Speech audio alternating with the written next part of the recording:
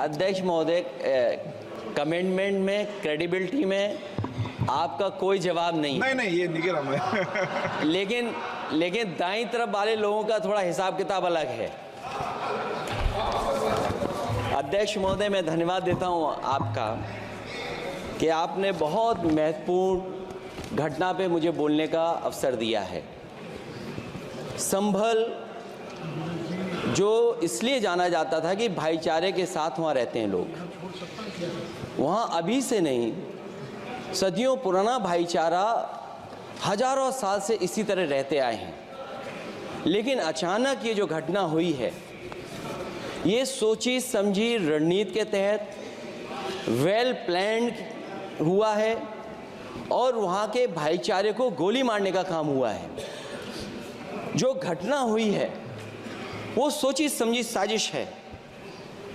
वहाँ जो खुदाई की बात लगातार अध्यक्ष महोदय देश में कोने कोने पर भारतीय जनता पार्टी और उनके सहयोगी और समर्थक, शुभचिंतक बार बार खुदाई की जो बात कर रहे हैं अध्यक्ष महोदय, ये खुदाई जो है हमारे देश का सौहार्द, हमारे देश का भाईचारा, हमारे देश का गंगा जमनी तहजीब को खो देगा।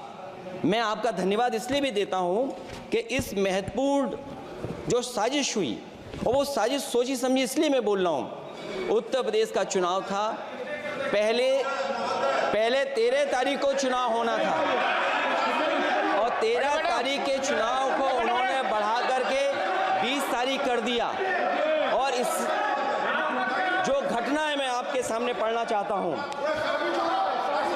अध्यक्ष महोदय, ये यात्रा रुकी क्यों नहीं है? यात्रा ले जाओ दूसरी तरफ।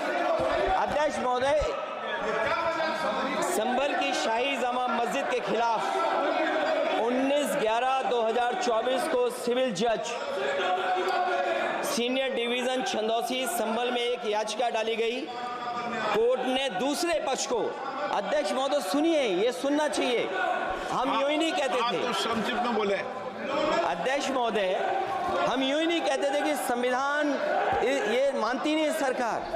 हम यूं ही नहीं कहते थे कि संविधान नहीं मानती। जब प्लेसेस ऑफ वर्शिप एक्ट है, प्लेसेस ऑफ वर्शिप एक्ट है, हम बनते तो बहुत कुछ हैं।